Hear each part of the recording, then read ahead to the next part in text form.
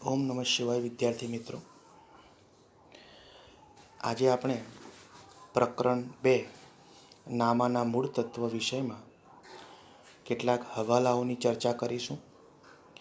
એ હવાલાઓમાં આમ તો મોટાભાગના તમામ હવાલાઓ દરેક વિદ્યાર્થીઓએ તૈયાર કરી દીધા છે.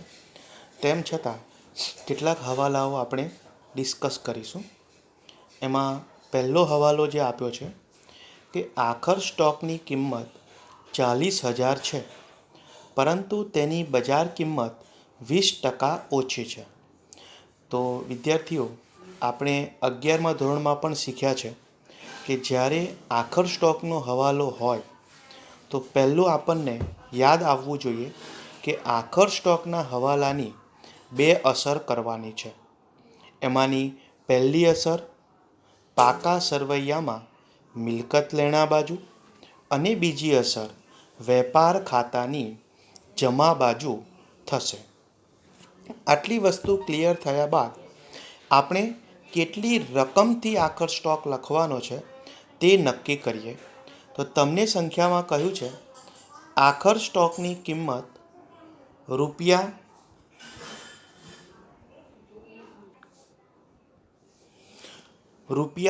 40,000 છે, પરંતુ તેની બજાર કિંમત 20% ઓછી છે. તો અહીંયા 40,000ના 20% એટલે 8,000 થશે. તો 40,000માંથી 8,000 બાદ કરતાં તમને 32,000 રૂપિયા પ્રાપ્ત થશે. આ 32,000 રૂપિયા એ એની બજાર કિંમત છે. પરંતુ આપણે અગાઉ શીખ્યા છે કે આખર સ્ટોક ચોપડે કિંમત અને બજાર કિંમત બેમાંથી જે ઓછી કિંમત હોય તે કિંમતે ચોપડે નોંધવામાં આવે છે.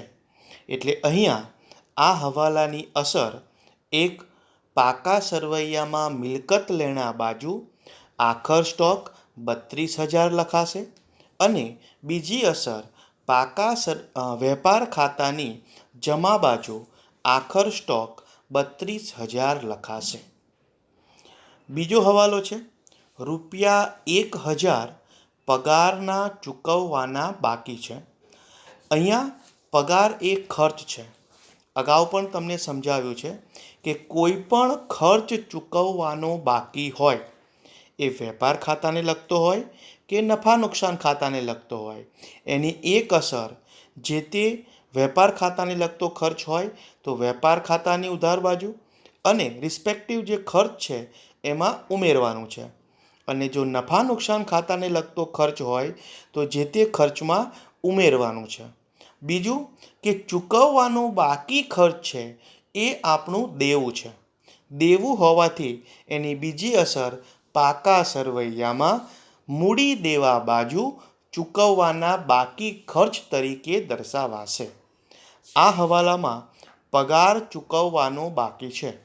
પગાર એ નફા નુકસાન ખાતાને લગતો ખર્ચ છે, માટે પગાર નફા નુકસાન ખાતાની ઉધાર બાજુ લખેલો હશે એ પગારમાં આપણે પ્લસ કરીશું ચૂકવવાનો બાકી પગાર.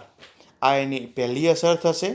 અને બીજી અસર પાકા સરવૈયામાં મૂડી દેવા બાજુ ચાલુ દેવા તરીકે દર્શાવીશું ચૂકવવાનો બાકી પગાર.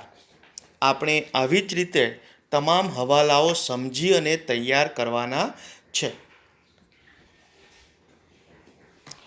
ત્યારબાદ ત્રીજો હવાલો છે મહેન્દ્રએ પેઢીને આપેલી રૂપિયા 25,000ની લોન પર 10% લેખે 6 માસનું વ્યાજ ચૂકવવાનું બાકી છે.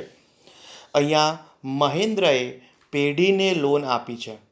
તો મહેન્દ્ર એ ભાગીદાર પણ હોઈ શકે અને મહેન્દ્ર એ થર્ડ પાર્ટી અથવા અન્ય વ્યક્તિ પણ હોઈ શકે. તો જ્યારે આપણે કોઈ પણ વ્યક્તિ પાસેથી લોન લીધી હોય તો એના પર આપણે વ્યાજ ચૂકવવું પડે છે.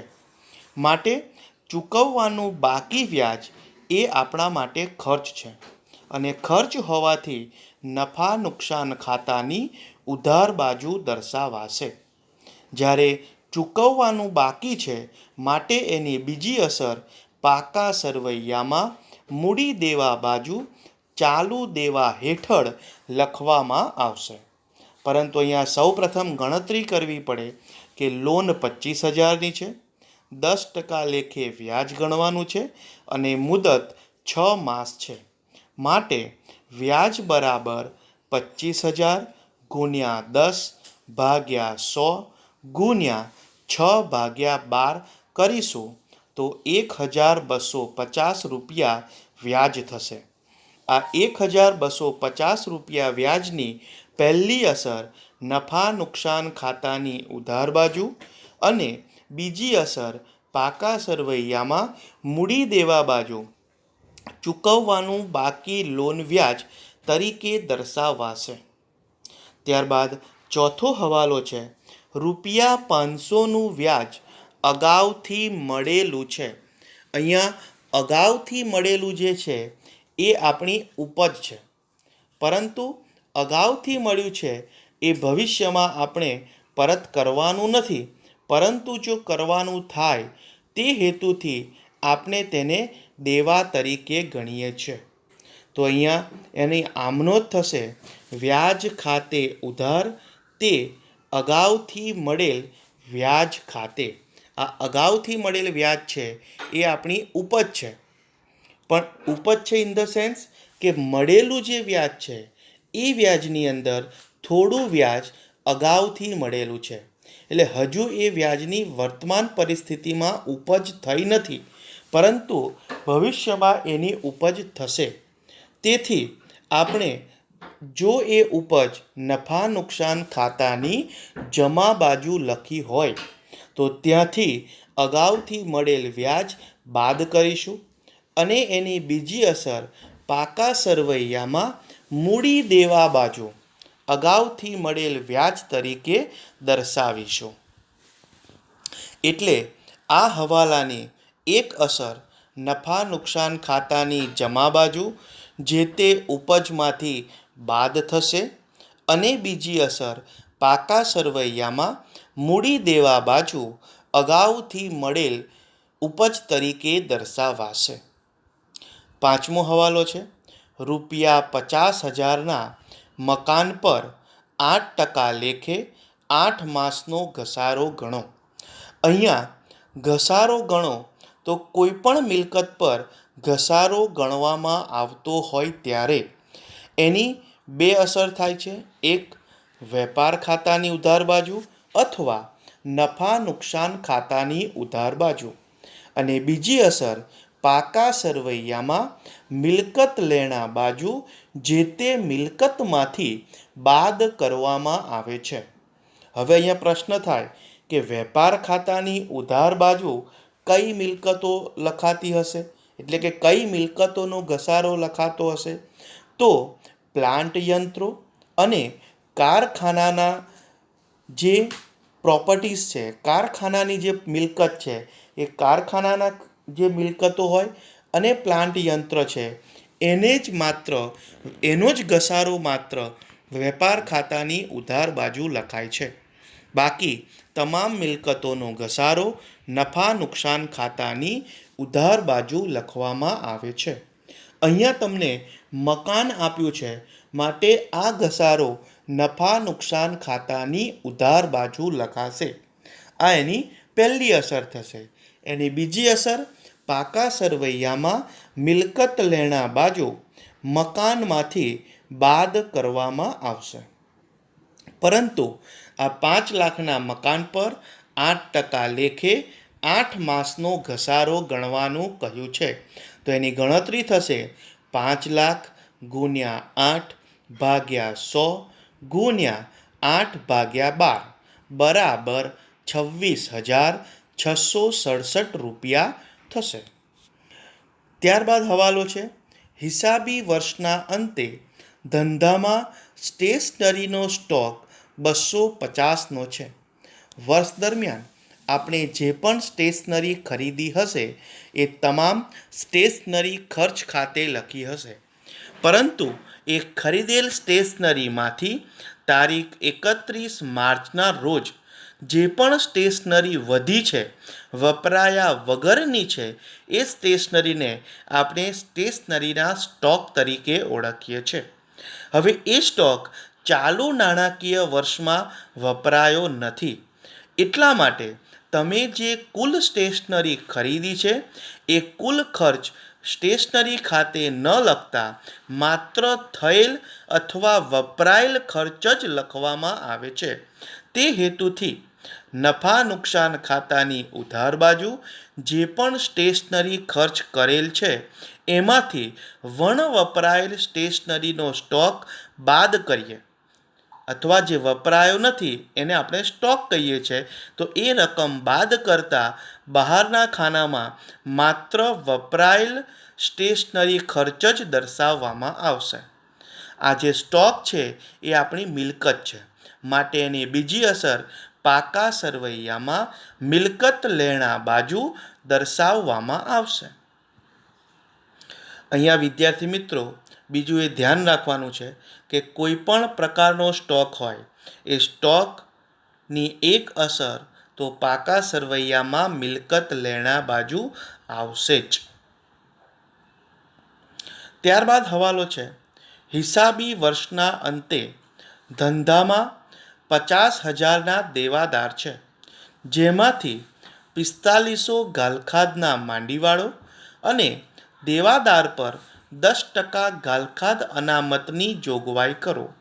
તો અહીંયા વિદ્યાર્થી મિત્રો આ જે ગાલખાદ અનામત અને ગાલખાદની જે ગણતરી છે એનું ફોર્મેટ 11મા ધોરણમાં આપણે શીખી ગયા છે.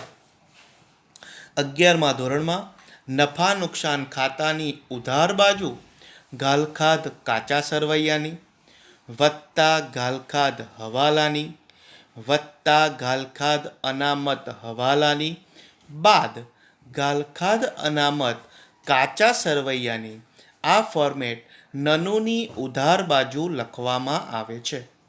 અહીંયા તમને 4500 રૂપિયા ગાલખાદ માંડી વાળવી એની બે અસર થશે. એક, નફા નુકસાન ખાતાની ઉધાર બાજુ ફોર્મેટમાં ગાલખાદ હવાલાની, અને બીજી અસર પાકા સરવૈયામાં મિલકત લેણા બાજુ દેવાદારોમાંથી સૌ પ્રથમ ગાલખાદ 4500 બાદ થશે. હવે દેવાદાર 50,000 આપ્યા છે, આ દેવાદારોમાંથી સૌ પ્રથમ 4500 બાદ કરવાના છે. બાદ કરીશું એટલે 45,500 રહેશે. આ 45,500ના જે દેવાદારો વધ્યા એમાં સદ્ધર પણ હશે અને શંકાસ્પદ પણ હશે. તો ગાલખાદ અનામત જે છે એ માત્ર શંકાસ્પદ દેવાદારો ઉપર જ ગણવામાં આવે છે, માટે 45,500ના 10% એટલે 4,550 રૂપિયા એ ગાલખાદ અનામત થશે, જે પણ દેવાદારોમાંથી બાદ કરવામાં આવે છે. એટલે ગાલખાદ અને ગાલખાદ અનામતના હવાલામાં પાકા સરવૈયામાં દેવાદારોમાંથી પહેલાં ગાલખાદ બાદ થાય છે, ત્યારબાદ વધેલ રકમ પર અનામતની ગણતરી કરવામાં આવે છે અને ત્યારબાદ એમાંથી ગાલખાદ અનામત બાદ કરવામાં આવે છે. આ હવાલાની ગાલખાદ અનામતની બીજી અસર નફા નુકસાન ખાતાની ઉધાર બાજુ ગાલખાદનું જે ફોર્મેટ છે એમાં ગાલખાદ અનામત હવાલાની સામે દર્શાવવામાં આવશે. ત્યારબાદ એક ભાગીદાર 5,000નો માલ ધંધામાંથી અંગત વપરાશ માટે લઈ ગયા જેની નોંધ બાકી છે. વિદ્યાર્થી મિત્રો, કંપની એક્ટ 2014 અને 13માં અંગત વપરાશ માટે અથવા અન્ય કોઈપણ રીતે માલ જતો હોય તો તેને પડતરમાંથી ઘટાડવો એ નિયમ મુજબ અહીંયા ભાગીદાર અંગત વપરાશ માટે માલ લઈ જાય છે, માટે એની એક અસર પડતર એટલે કે ખરીદીમાંથી ઘટાડવો એટલે કે બાદ કરવામાં આવશે. અને એની બીજી અસર ભાગીદારના મૂડી ખાતાની ઉધાર બાજુ, બરાબર ધ્યાન રાખજો, કે ભાગીદારના મૂડી ખાતાની ઉધાર બાજુ ઉપાડ તરીકે દર્શાવાશે. એટલે ઉપાડ જ્યારે પણ ભાગીદાર કરતો હોય એમાં એ રોકડ લઈ જતો હોય, માલ લઈ જતો હોય કે ગમે તે મિલકત લઈ જતો હોય, એની એક અસર મૂડી ખાતાની ઉધાર બાજુ થશે અને બીજી અસર જો માલ હશે તો ખરીદીમાંથી બાદ થશે, જો રોકડ હશે તો રોકડમાંથી બાદ થશે અને જો મિલકત હશે તો જે તે મિલકતમાંથી બાદ કરવામાં આવશે. ત્યારબાદ હવાલો છે ₹9,000નો માલ આગથી બળી ગયો. વીમા કંપનીએ 80% રકમનો દાવો મંજૂર કરેલ છે. અહીંયા વિદ્યાર્થી મિત્રો 3,000નો માલ બળી ગયો એટલે આપણી પાસેથી 3,000નો માલ ગયો એ અન્ય સ્વરૂપે ગયો છે. તો અગાઉના મુદ્દામાં વાત કરી કે અન્ય કોઈપણ રીતે ધંધામાંથી માલ જાય તો પડતરમાંથી જ બાદ કરવામાં આવે છે, એટલે કે ખરીદીમાંથી બાદ કરવામાં આવશે. આ એક અસર થઈ. બીજી અસર સમજવાની શું છે? તો 3,000નો માલ ગયો છે પણ વીમા કંપનીએ 80% મંજૂર રાખ્યા છે, એટલે 3,000ના 80% વીમા કંપની પાસે લેણા થયા. તો આ લેણા થયા છે એટલા માટે મિલકત લેણા બાજુ દર્શાવવામાં આવશે. તો એની બીજી અસર વીમા કંપની ખાતે પાકા સરવૈયામાં મિલકત લેણા બાજુ ₹2,400 લખાશે 3,000ના 80%. બાકીના જે 20% છે એ કોઈએ મંજૂર રાખેલા નથી, એટલે એ પેઢીને નુકસાન છે. અને નુકસાન આપ સૌ જાણો છો કે ખર્ચ અને નુકસાન નફા નુકસાન ખાતાની ઉધાર બાજુ દર્શાવવામાં આવશે. તો આ પ્રકારનો હવાલો પણ 11મા ધોરણમાં શીખી ગયા છે. તો એની એક અસર મિલકત લેણા બાજુ, બીજી અસર નફા નુકસાનની ઉધાર બાજુ અને ત્રીજી અસર ખરીદીમાંથી બાદ કરવામાં આવશે. આ 9 હવાલાઓ વિદ્યાર્થી મિત્રો માંથી વારંવાર બોર્ડમાં પણ પૂછાતા હોય છે, માટે આ 9 હવાલા સમજવાના છે. તે સિવાય 33 હવાલાઓ અગાઉ તમે વાંચીને તૈયાર પણ કરી દીધા હશે.